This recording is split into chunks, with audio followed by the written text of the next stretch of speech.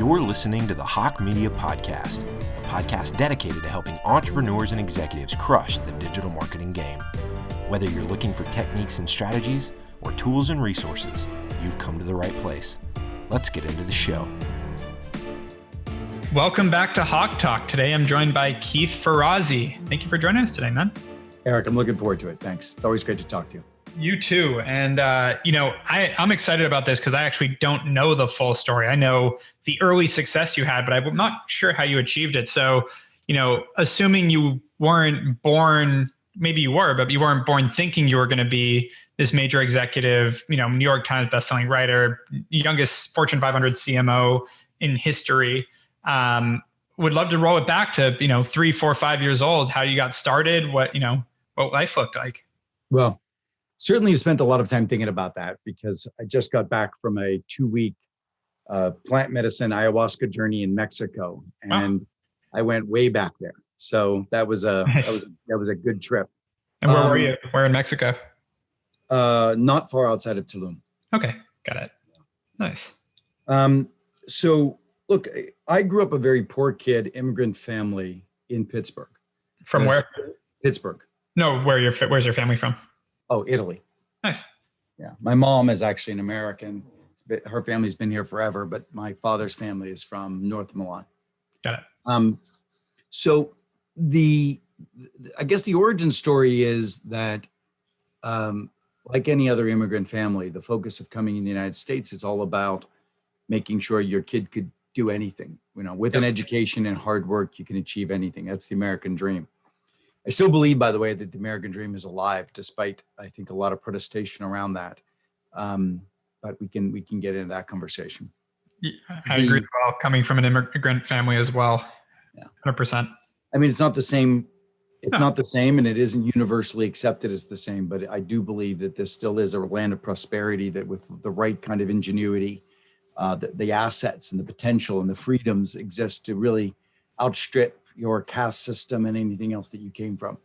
And that's what I did. I mean, my ingrained as a very young man was the potential that you could be president of the United States someday, Keith. And all it takes is working your ass off and a good education. Yeah. Those two things I got. My father made a lot of compromises and a lot of sacrifices, as did my mother, to get me into a small private elementary school. And in that small private elementary school, we're talking about 8 kids. And it was the homeschooling for the Mellon children. And my father, exercised a great deal of chutzpah, which I'll claim is an Italian word, even though I know it's Yiddish. His ability to reach out and not be afraid to ask anything for his family. He reached out to the CEO of the company he was working for, a company called Kennametal, who he had heard the CEO was on the board of directors of a small school for the elite in the area. It was homeschooling for the Mellon children. And he reached out to the guy and said, listen, my son's smart and I'd like to get him into that school.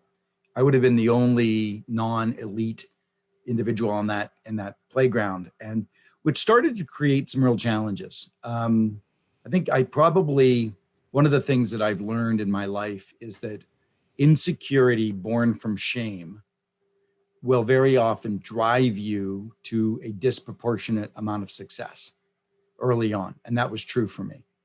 And then that needed to be replaced in my adult life with purpose as opposed to insecurity. So in those early days, I was ashamed of being poor.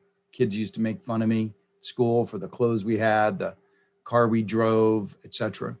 I was also ashamed to bring my classmates home. My classmates had these not just fancy cars and fancy houses in rich neighborhoods, but they also had parents that didn't yell at each other. I mean, I think it was a combination of being an Italian family, and there was a lot of noise in my house, and it would always embarrass me when these rather waspy patriciate families that I would go and visit, which up out in the countryside with horses and those sort of things, and that created a lot of shame.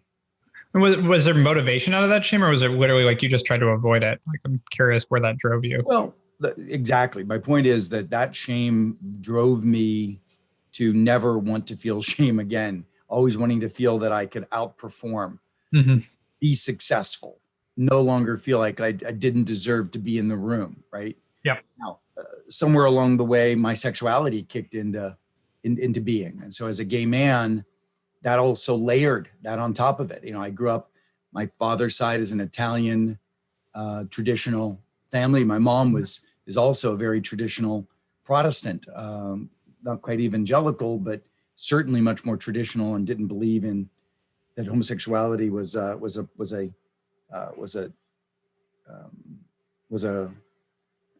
God-given thing, and it was a choice you had to make, and it was a choice to sin. So I was faced with that, and I spent a lot of my young life through college, actually, and I've always been Christian. I've always been religious and spiritual as I've evolved in my later life, and believe very strongly in a higher power. And what I would do is I would go to church on Sundays and I would just cry to have this burden taken off of me, that what I was drawn toward was something I wanted to be rid of. And how old were you when that started to kick in? Well, I think, it was in high school and college. Yeah. The normal post-puberty years. Yep. But I think I noticed even something was different for me when I was as early as fifth grade, compounding all of the insecurity around wealth. And then I also continued to go to very prestigious schools. So I went to an all-boys boarding school. I went to Yale. I went to Harvard. And all of those places just compounded it's only the rich people that go to these schools. And back then that was relatively true. Yep. More than it is today. So the point is that along the way, though, and this is where I sort of made my fame from a writing perspective, telling this backstory, which is very prominent in my first book, Never Eat Alone. I didn't tell the sexuality part in Never Eat Alone. That's something that I've, even in my young adult life, I was concealing that sexuality for fear that it would get in.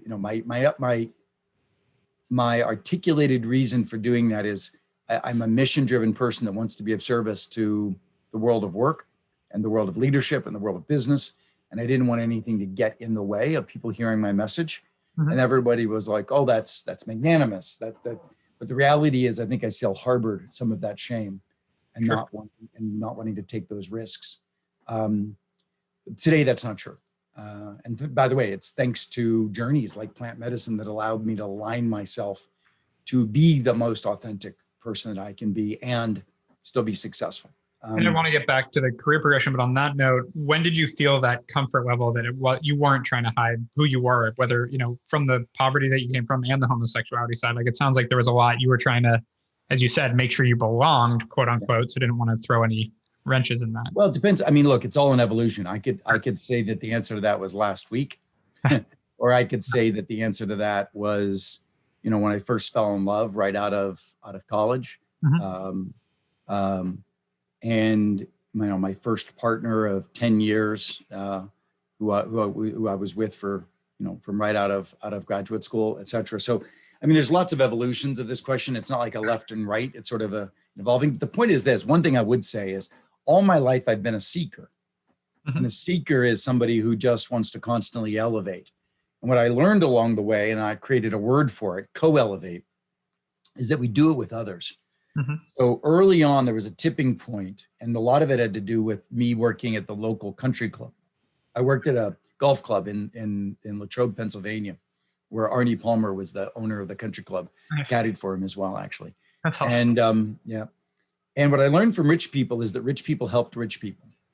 And what I learned from that is that you can either be born into it and you leverage nepotism, or you can earn your right into it by being authentic and being of service and being a good person that gets you access into relationships that can be transformative to you. I wrote in my first book, Never Eat Alone, that poverty isn't about the access of resources, it's the access of relationships. If you have relationships, you have resources. Yep. And by the way, that's one of the things I try to teach my sons. I have two foster children that still have a very scarcity mindset. And it's difficult to unburden yourself from something that up until the age of 12, they had been in 12 and 16, they had been in 21 different homes. Wow.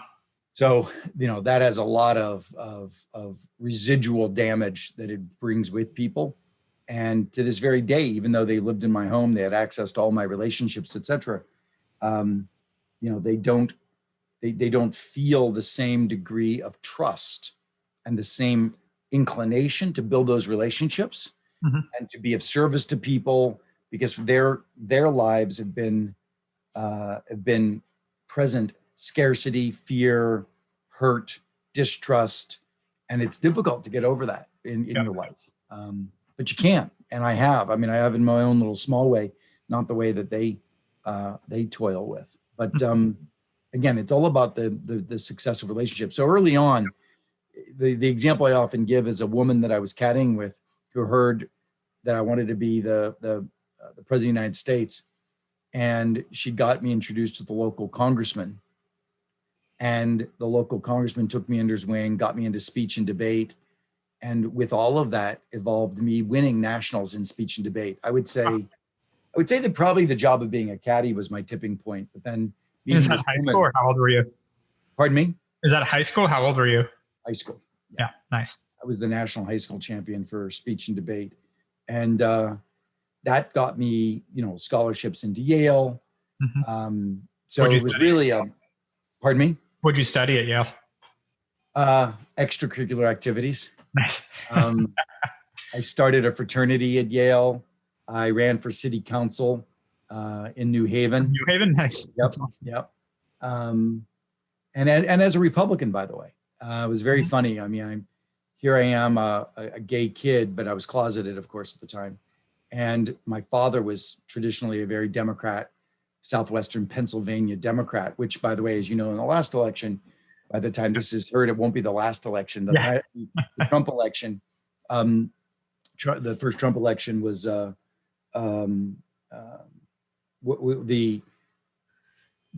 group of people voted for Trump and voted Trump in. Yeah. But in history, they were always Democrat. But my father said to me when I went, he said, "Listen, I busted my ass to get you into the best schools of the world. You've now arrived. The rich people are Republicans." That's what he said. He said, "When you go to Yale, be a Republican." And I'm like, "Pop, but we're Democrat." All I remember was everybody. My dad used to campaign for Democrats, et cetera. He's like, "It doesn't matter. The rich people are Republican." So I went up there and I didn't know the difference. What I did know, though, I have to say at the time, was that I was kind of disgusted by Democrats in Southwestern Pennsylvania were different than Democrats at Yale. Democrats at Yale were very elite, and they were not really concerned with the blue collar kind of folk that I was concerned about, and economic policy. Because when you come from poverty, real poverty, being unemployed for many months at a time, my real origin story probably started back when I was 7 or 8 years old, sitting at my dad's dinner table and hearing my father complain about how the managers in his work environment, he worked in a factory, and the foreman would tell my dad to slow down because he was making the foreman look bad. Because if his piece rate was higher, it made it look like the foremen weren't doing their job for everybody else, which they weren't, right? So my dad was told to slow down, and my dad would come home and he goes, "We're in trouble," because the steel industry was on its heels. Everybody was claiming it was from cheap imports. But the reality, it was cheap and more effective imports at the time. The Japanese had learned total quality management. They had learned Six Sigma, but they wasn't called that at the time. It was all from a gentleman named Edwards Deming. We didn't know that. All we knew in our family was, we're about to be out of a job because of the shitty way that these companies are run. And I made a commitment to grow up and be president and fix this problem. I didn't realize I was going to be fixing this problem outside of the executive branch, but in the branch of what has now emerged, I think, is one of the most powerful branches of global transformation, which is corporations. And I believe very strongly that you can transform humanity, not only society, not only social systems, but you can transform humanity by transforming the way people show up and lead in the workplace. And that was the tipping point for me. Understood. And so, You go to Yale, do you go right into Harvard from there? What was No, you didn't do that back then. I don't think you do Right. it back then now anyway, but Yeah, they don't do it that much. I got out of Yale and I did what I said I was going to do. I mean, I was running for president in my mind. Mhm. I ran for city council, the Republican Party. I was the only Republican at Yale. There's like 5 of us. But this Pennsylvania state Republican Party reached out to me and found me a congressional seat to lead. Wow.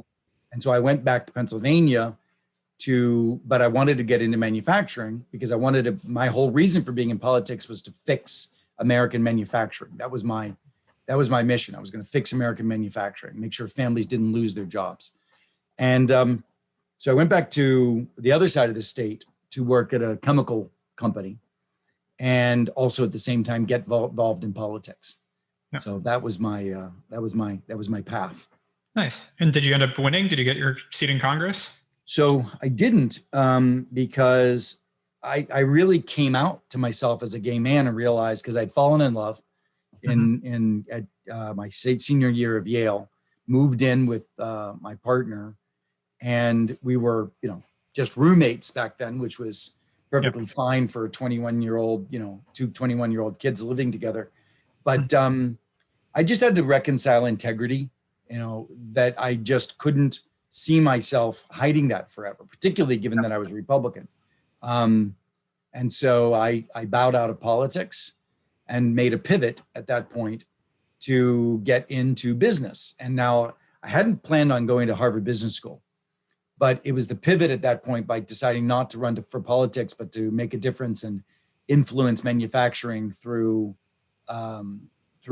enterprise. So I went back to Harvard Business School. And one of the things I always teach people is the same people that supported me on my movement toward running for president, also the ones that helped me fund my loans for Harvard Business School.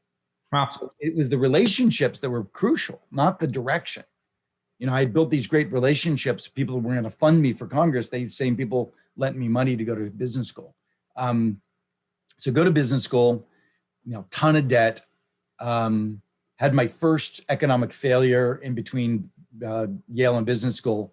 My partner at the time was a real estate person, and it was the peak of the real estate industry. We started buying homes to flip them and ended up getting stuck with them. And then instead of going bankrupt, we refinanced and paid off all of the people we had raised money from, went back to Harvard with now even more debt than school loans. Yep. And had to dig out of all of that, just again, out of integrity. I didn't want to go bankrupt. A lot of people use bankruptcy as an appropriate fashion of exit, but to me, it was, again, the integrity of I looked somebody in the eye and said that I was going to borrow money and pay them back. I do. Yeah. No, you keep those relationships that way. It's, there's Exactly. kind of a common theme of relationship driven that way. Exactly. And then, so what made you want to get your MBA if you had such an eye for politics? Did you just wanted Well, again, but my mission wasn't really politics. My mission was to save manufacturing.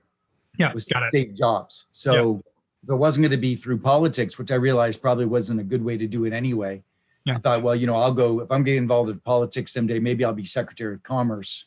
Yeah. Help there, but let me go over and be an enterprise. So be a CEO, be something. So I go up to Harvard Business School, the shining star of capitalism. And I started studying it's interesting because it was the Japanese that were beating American steel at the time. And so that when I was at Yale, I majored in economics and political science. I thought that would be perfect to tee me up for the presidency, but I also did all of my research on Japanese business. And I did my Yale thesis on Japanese business, trying to understand why the Japanese were so much more effective than we were. And I started uncovering this principle of management that was alive and well in Japan, but not in the United States, around worker empowerment. So when I went into manufacturing after Yale, I met somebody who at this company called Imperial Chemical Industries, ICI, that is no longer around it, but it's a big British chemical company that had a facility in that area. What I wanted was I wanted to start the total quality management system, and ultimately became the head of North America in total quality management. And I had gone to I'm so happy, by the way. I had gone to the CEO of North America for this company, ICI, with the same kind of intention and chutzpah that my dad had. I said to the guy, listen, I want to go back to Harvard Business School. I just lost a shitload of money in real estate while I was working for you. I don't have enough money. And so I need to have a loan. I will come back and work for you at ICI, and I'll keep running your program here if you would be willing to make a loan and for me to go to business school. And they didn't do it. And I was surprised. Back then, that was a pretty common thing. Not for that company wouldn't do it, but there was a pretty common thing for companies like Procter & Gamble and others. They didn't. So I'm so glad, because I would have been an indentured servant to them to come back and work for a number of years afterward. Instead, I was able to go to Deloitte. And that's when I made my first rise by listening to the CEO of Deloitte say that he wanted the brand Deloitte, which was number 8 of the big 8. He wanted it to be, in the top 1 or 2, maybe even audaciously as good as McKinsey, which I think we know today that firm is clearly well known and is recognized as McKinsey. But I took that to heart. And even though I was a kid as a summer intern at Deloitte, I went and did a research project to research what made professional services firms great, what built their brand. I did it on my own. Nobody asked. I just heard the CEO talk about the desire. So I did a research project for one of my courses, and I interviewed the chief marketing officer of McKinsey, the chief marketing officer of Accenture. I told them all that I would turn around the research and give it back to everybody. And I sent it to the CEO of Deloitte, blew him away. And he invited me in to work with him and co-create what the marketing strategy would be for the company. And I said, well, I'll do it if you make me CMO. And they didn't even have the word CMO at the time. I said, I'll do it if you make me head of marketing. And they said, no, I'm not going to make you head of marketing. You're a kid. How old were you? 25. So where'd you get the chutzpah, so to speak, to do that? Watch my dad. Like I said, my father did it when I was in 5th grade, trying to get me into that private school. I watch my dad all the time. It's a great story of my father. Will pull along the side of remember one year we had been so poor that year, there was no Christmas presents. My father saw what was called a big wheel, one of these 3-wheel tricycle things along the side of the road. And my dad just pulled off the side of the road and, didn't just grab it out of the garbage. He walked up and asked whether he could have it at the front door. I was so embarrassed, afraid one of my snooty kids, friends would see me picking up trash for my Christmas present. But, my dad always used to say, don't ever be afraid to ask. The worst anybody could ever say is no. Yep. Amen. So you're 25 years old, summer intern, go to the CEO of Deloitte, which at the time was still a top 8 firm in the country, and go, yeah, I want to be your head of marketing. Well, I sent him, he asked me to come in and do this consulting project for him, right? And I said, and if I do it well, under one condition. And he said, no, but get your ass in here and do this project. And I did. And within a couple and then he said, by the way, Keith, you couldn't be our chief marketing officer because that person. I said, well, make me a partner. He's like, we only make people partners, in their 30s and 40s. And so I ended up being the youngest partner elected at the company in its history. Wow. And so what ended up happening? Obviously the project went well, but would love to know how that progressed, because the first answer was no. Yeah. I mean, look, what happened was I've had lots of people work for me in the past who have said things like, I want to do this project. And if I do this project, will you give me this money or will you do whatever? And what they're basically asking is to be paid in advance. I always worked in advance, not paid in advance. Like I always just did it and then showed that I had done extraordinary things and then asked for the raise or asked for the title. None of this, I want to do this and here's what I'm going to do if you give me the title. Yep. Such good advice. So I did it, and I also created a consortium. I knew at the time, this is really the new book that I wrote is called Leading Without Authority. And this is a perfect example of it. Here I was just a kid and I was calling meetings without authority. I wasn't running marketing. I was doing a marketing study. I was calling meetings of everybody who called themselves marketing, creating org charts, understanding where budgets were, et cetera. And I had no authority over this, but I endeared myself and gained the buy-in from all of these people, not because I was pushing them on my solution, but because I was co-creating with them. And real innovation happens through co-creation. Yep. And it's interesting. I mean, today, the very things that make Deloitte great, Deloitte Research, et cetera, are all things that I started when I was there. No, that's amazing. And so how long were you there? So you get the partnership role, the CMO role at what, 26? No, it was in my late 20s by this time. Okay. It was, my mid to late 20s. It was around like 27, 28, 29, something around Okay. there. You're really old by then. Got it. Yeah, very what happened was my CEO wanted to retire. Uh-huh. And the next guy that was coming in, I did not have the same affinity for. My CEO and I had become like father, son. And at the same time, Barry Sternlicht at Starwood Hotels was creating a new hotel chain called Starwood. Right now it was just Sheraton, Westin, and that was it. And a friend of mine, Tad Smith, had gone over from Harvard to be their head of digital, called me and said, there's a chief marketing officer role here, and none of us are traditional, traditional hoteliers. Come on over and meet Barry. So I did. And I think Barry liked my mindset and put me into the CMO role. Again, crazy young age. Yep. Just when we were starting the Star Preferred Guest program, the Heavenly Bed, we created the W at that time. We created, the St. Regis. All of those things got created right then. The very, the core. I got to see a really, truly brilliant innovator, Barry, work. And what does it mean to truly run an organization for innovation? Yep. And that's what I do for a living. I coach executive teams, and it's interesting. Our whole focus is how do you get 10x in an organization through marshaling the resources of the team to not see its current state as where it should be, but to co-create a new state. And that's what we've done. That's what I've always done. And we're working at General Motors to do that right now. Look at Delta Airlines as one of our clients. Yeah, which they're they're just great. Extraordinary job. Yeah, no, I just booked 2 round trip flights on Delta in the middle of what's going on, but I feel super. I would not fly on anything else. No, I agree with you. I've watched what other airlines are doing, and Delta, it's just so comfortable. And by the way, Barry, I've worked with him a little bit as well. One of the more brilliant guys out there. There's Question.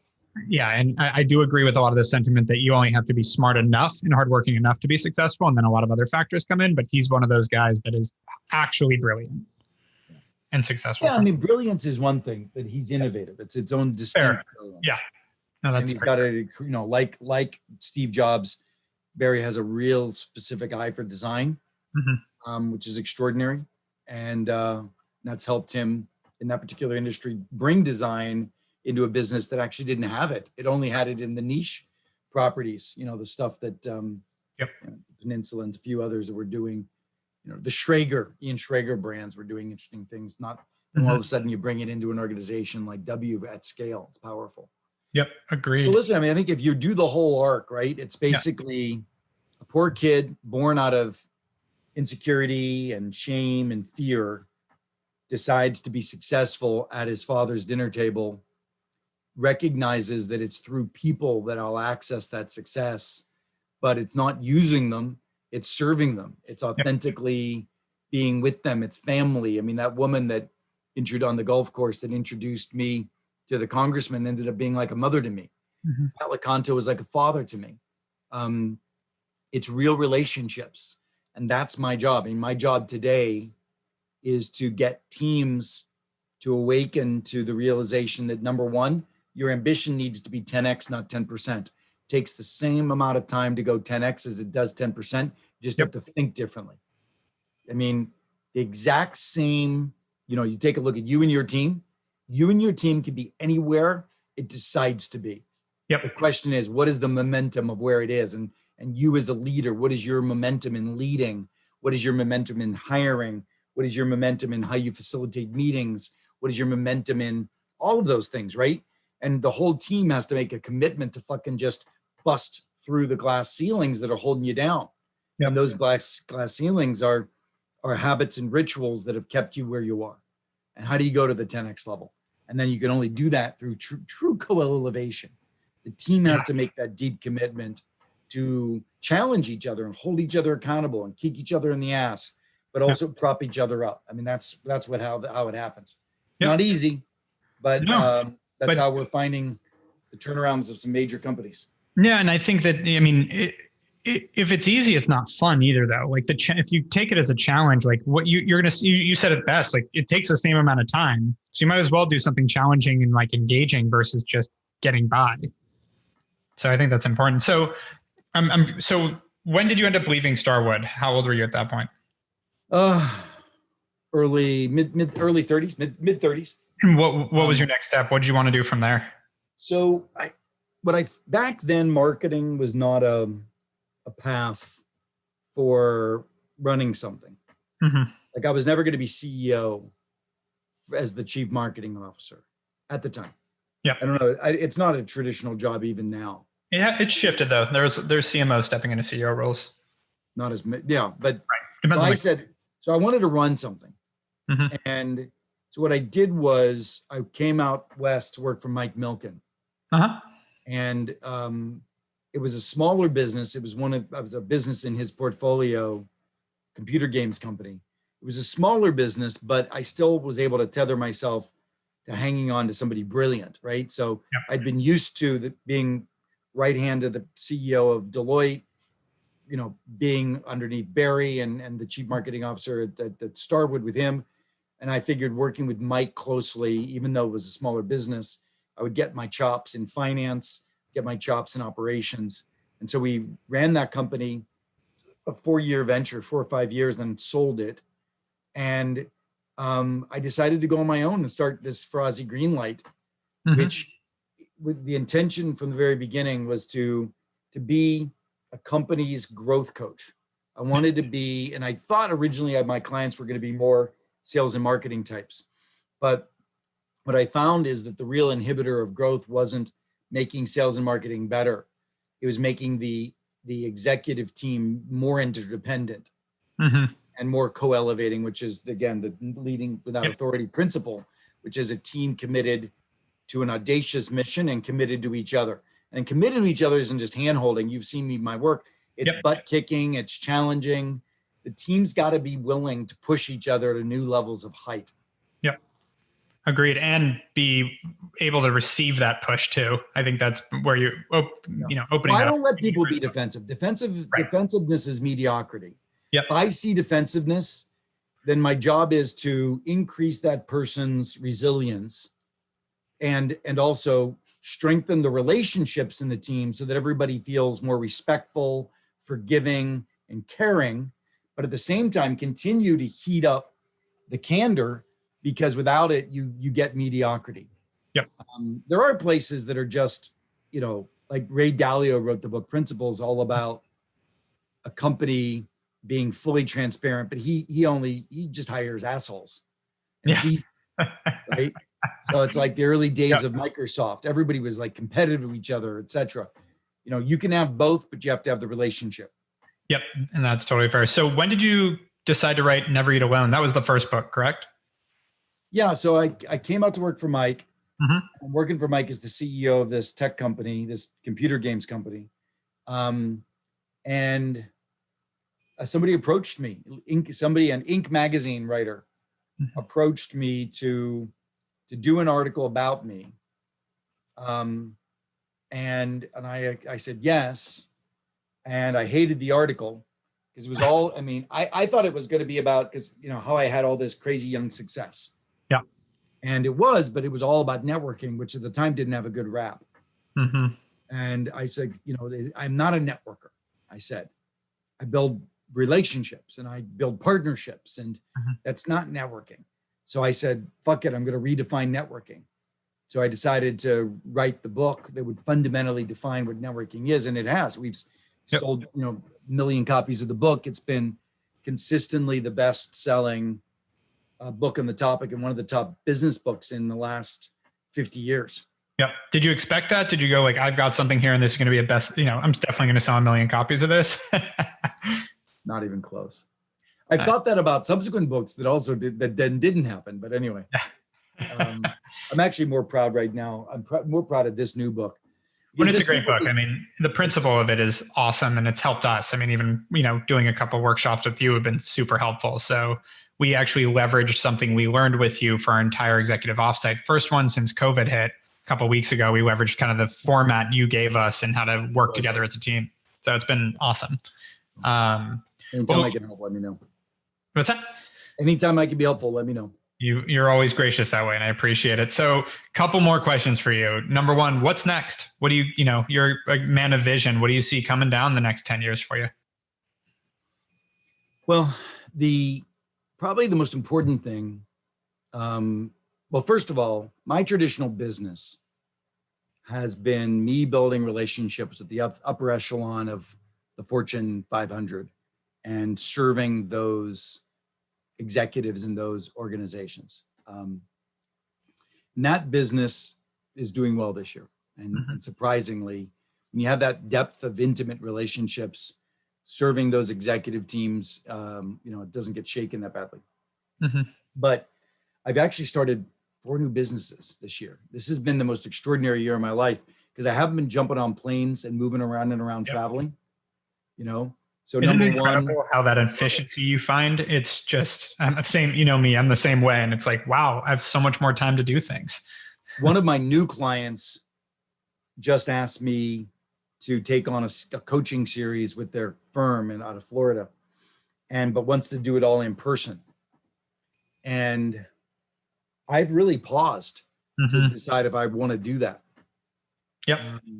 It's the same thing for me with all the events and everything I was going to. It's like, now I'm like, can I send someone else here? Do I really need to be there? And I have to tell you, I believe I can do a better job virtually than I could have otherwise in terms of some of I have a website called virtualteamswin.com and teaching a lot of the things that I believe your remote team could actually be better than your physical team ever was. We're seeing it. I mean, culture becomes a little bit harder, I will say. That's the one downside that's a little harder is that community feel, but everything else is more productive. We can bring people on anywhere. We had employees go from being in 4 different states before July. And then in July is when I actually said, like, don't worry about going back to the office.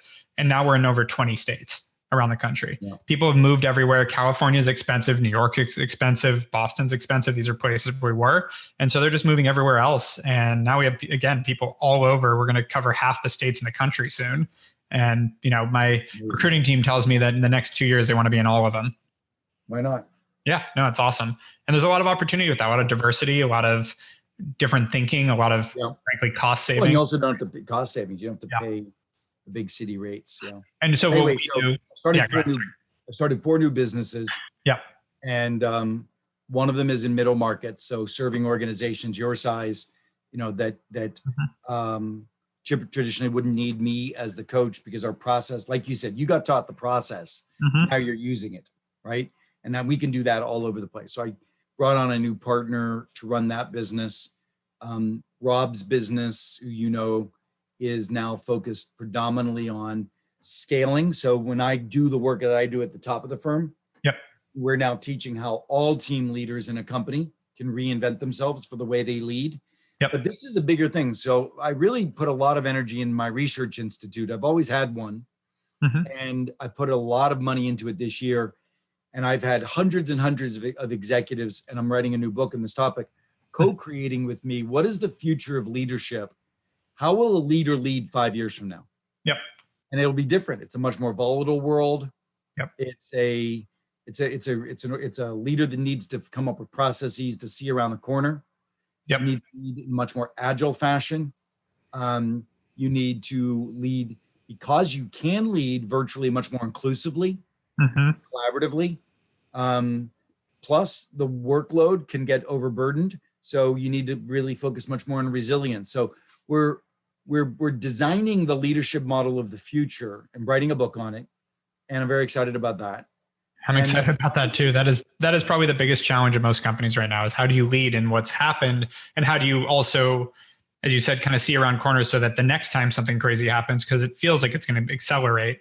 Yeah, stay tuned. If anybody is interested, there's a website called Go Forward to Work, goforwardtowork.com. Perfect. And you can see everything that we're writing in that. Because I said, no, let's not go back to work and look like where we used to. Let's go forward to work. And that's where I'm spending most of my time. And then with that, created an info products business that probably a mastermind group that I'm going to start. So it's been a very busy year. I'm publishing a ton. I'm writing 2 books. I've got tons of articles in HBR and another, Forbes. I've got a column. I've got a column in Inc. now. It's been a phenomenal year for me. I really have loved it. Awesome. I mean, despite the horrific situation going on in the marketplace and my fear of my mother and, lots of stuff going on with my kids that are troubling, but relative to my achieving my purpose that I started when I was 6 or 7 years old at my dad's dinner table, it's coming pretty good. And, being able to serve UAW auto, my dad was a UAW steel worker. And, the folks at General Motors claim that the work we're doing is one of the reasons they didn't go back into bankruptcy. So sort of all comes fully around. Very happy about it. It's amazing. And so you've given a lot of great advice on this podcast, but would like to know if you had one thing you could tell someone that's really trying to pursue their dreams, trying to, achieve at the highest level, what would be one thing you would push someone to do? Team out. Don't do it alone. I mean, we are unbridled now. Peter Diamandis and I have become much closer. We're good friends. He's written, many of your folks might not know him from his book Abundance, etc. Probably have his other book right here. His new book that just came out, The Future is Faster Than You Think. Yeah. But he and I are talking all the time and helping each other's business. Entrepreneurs and folks, you need to, and this is where co-elevation comes in.